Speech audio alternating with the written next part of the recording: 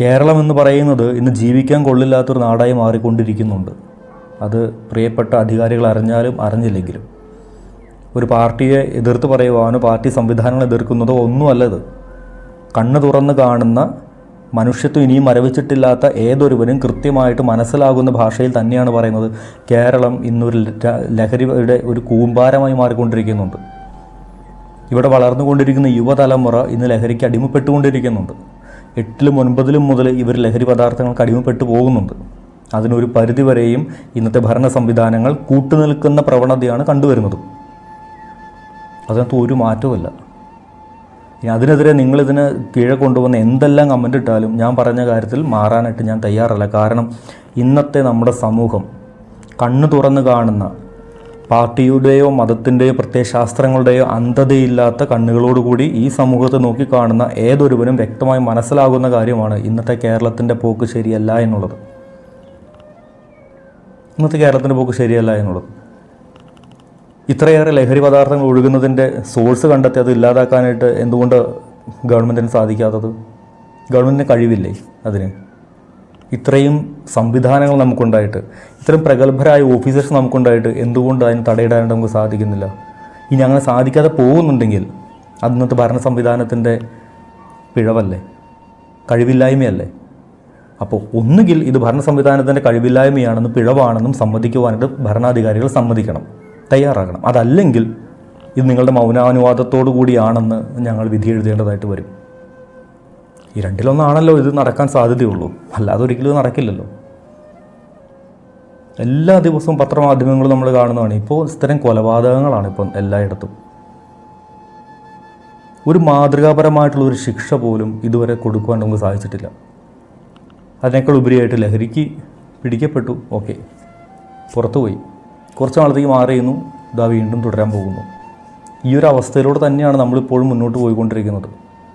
ഒരു മാതൃകാപരമായിട്ട് ഇവിടെ കോപ്പി അടിച്ചാൽ ഡീബാർ ചെയ്യുന്ന ഈ കേരളത്തിൽ ഒരു വിദ്യാർത്ഥി കൂടെ പഠിച്ചവനെ തല്ലിക്കൊന്നിട്ട് അവന് പരീക്ഷ എഴുതാൻ വേണ്ടിയിട്ട് പ്രത്യേക സംവിധാനങ്ങൾ ഒരുക്കുന്ന ഒരു കാലഘട്ടം. എന്ത് ഭാവിയാണ് ഇവർക്കുള്ളത്? എന്ത് ഭാവിക്ക് വേണ്ടിയിട്ട് നിങ്ങൾ ഇവരെ പ്രൊട്ടക്റ്റ് ചെയ്യുന്നത്? നാളെ പുറത്തിറങ്ങിയിട്ട് ഇവൻ ഇതിനേക്കാളും വലുത് ചെയ്താൽ നിങ്ങളാരും ഇതിൻ്റെ ഉത്തരവാദിത്വം ഏറ്റെടുക്കൂ?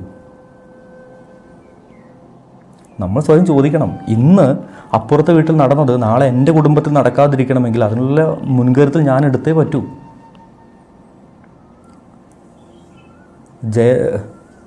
ജനഗണമന എന്ന സിനിമയിൽ പൃഥ്വിരാജ് പറഞ്ഞു വന്നിരുന്നൊരു ഡയലോഗുണ്ട്. ഇത് നടന്നത് അങ്ങ് ബീഹാറിലല്ലേ, ഉത്തർപ്രദേശിലല്ലേ, ആന്ധ്രയിലല്ലേ? ഇന്ത്യയിൽ എന്ന് പറഞ്ഞ അദ്ദേഹം നിർത്തുന്നിടത്ത് നിന്ന് ഇന്ന് നമ്മൾ തുടങ്ങേണ്ടിയിരിക്കുന്നു. നമ്മൾ ഈ ബീഹാറിലും ഈ ഉത്തർപ്രദേശിലും ഈ ആന്ധ്രയിലും ഈ തമിഴ്നാട്ടിലും ഒക്കെ നടന്നു എന്ന് പറഞ്ഞുകൊണ്ടിരുന്ന കാര്യങ്ങൾ ഇന്ന് ഈ കേരളത്തിൽ നമ്മുടെ കൺമുൻപിൽ നടന്നുകൊണ്ടിരുന്നിട്ട് ഈ നടക്കുമ്പോൾ എന്താണ് നമ്മളെടുക്കുന്ന തീരുമാനം?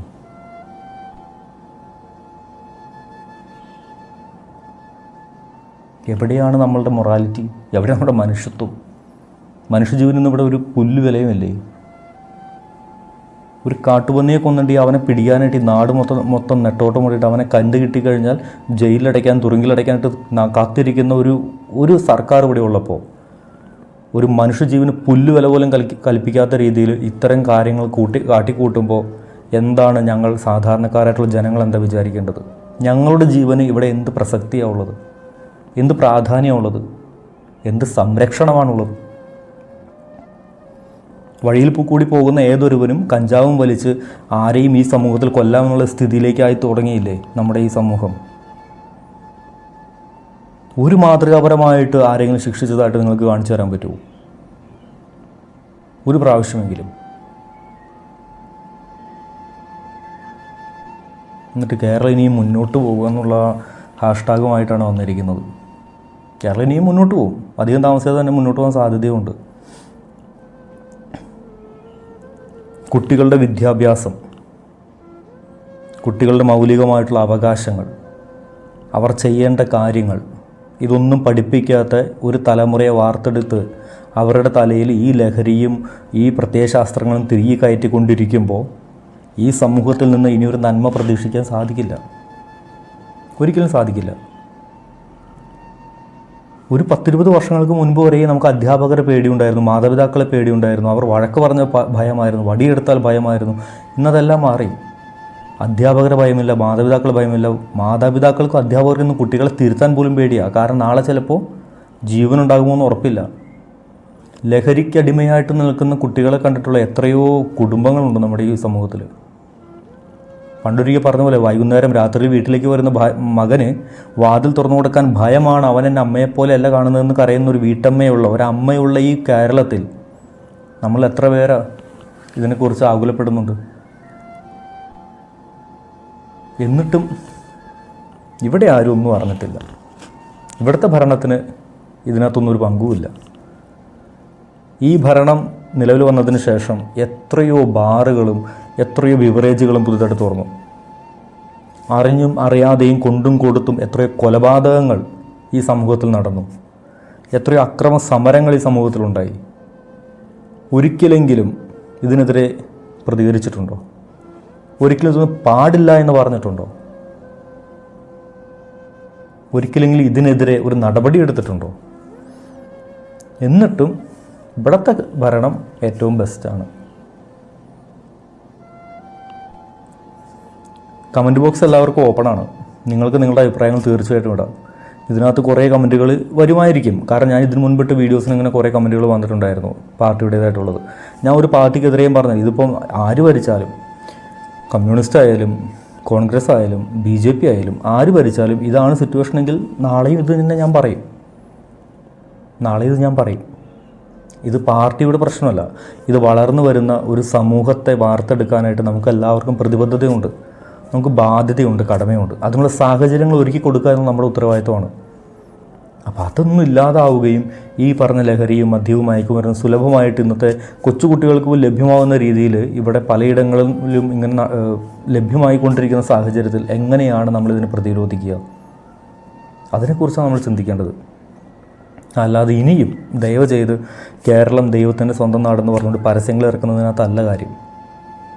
അവിടെ ഇനി മുതൽ നമ്മൾ ചിന്തിക്കേണ്ടത് ഈ 133 വർഷങ്ങൾക്ക് മുൻപ് 1892 വിവേകാനന്ദൻ പറഞ്ഞു വെച്ച കാര്യം, കേരളം ഭ്രാന്താലയം. അന്നത്തെ കോണ്ടെക്സ്റ്റിൽ നിന്ന് വ്യത്യാസമുണ്ട് എന്നുള്ളത് മാത്രം ഒഴിച്ചു കഴിഞ്ഞാൽ ആ വാക്ക് ഇന്ന് സത്യമായി മാറിക്കൊണ്ടിരിക്കുക. കലാകാരന്മാരും ഗുരുവന്യരും ഋഷിശൃംഗരുമൊക്കെ എല്ലായ്പ്പോഴും കാലത്തിന് മുൻപേ സഞ്ചരിക്കുന്നവരാണെന്ന് പറഞ്ഞു വയ്ക്കുക. ഒരുപക്ഷെ കാലത്തിന് മുൻപേ സഞ്ചരിച്ച ഒരു വാക്കായിട്ട്, ഒരു വചനമായിട്ട് തന്നെ നമ്മളതിനെ കാണേണ്ടതായിട്ട് വരും. ഒരു ദീർഘദൃഷ്ടിയായിട്ട് നമ്മളതിനെ കാണേണ്ടതായിട്ട് വരും. എന്തായാലും ഇനിയും കൊലപാതകങ്ങൾ ഉണ്ടാകാതിരിക്കട്ടെ എന്ന് ആശംസിക്കാം, പ്രാർത്ഥിക്കാം. ദയവ് ചെയ്ത് അതിനുള്ള മുൻകരുതൽ അധികാരപ്പെട്ടവർ, വേണ്ടപ്പെട്ടവർ എടുക്കുമെന്ന് പ്രതീക്ഷിക്കുന്നു. അത്തരത്തിലുള്ള രീതിയിലേക്ക് പ്രതിപക്ഷമെങ്കിലും നല്ല രീതിയിൽ മുന്നോട്ടേക്ക് ഈ ഒരു കാര്യം മുൻനിർത്തിക്കൊണ്ട് തന്നെ മുന്നോട്ട് പോകണമെന്ന് അഭ്യർത്ഥിക്കുന്നു. എത്ര പേര് കാണുമെന്നുള്ളതിനകത്തല്ല, നമ്മുടെ സമൂഹത്തിൽ മാറ്റങ്ങൾ വരേണ്ടത് അനിവാര്യമാണ്, ഏറ്റവും അത്യാവശ്യമാണ്.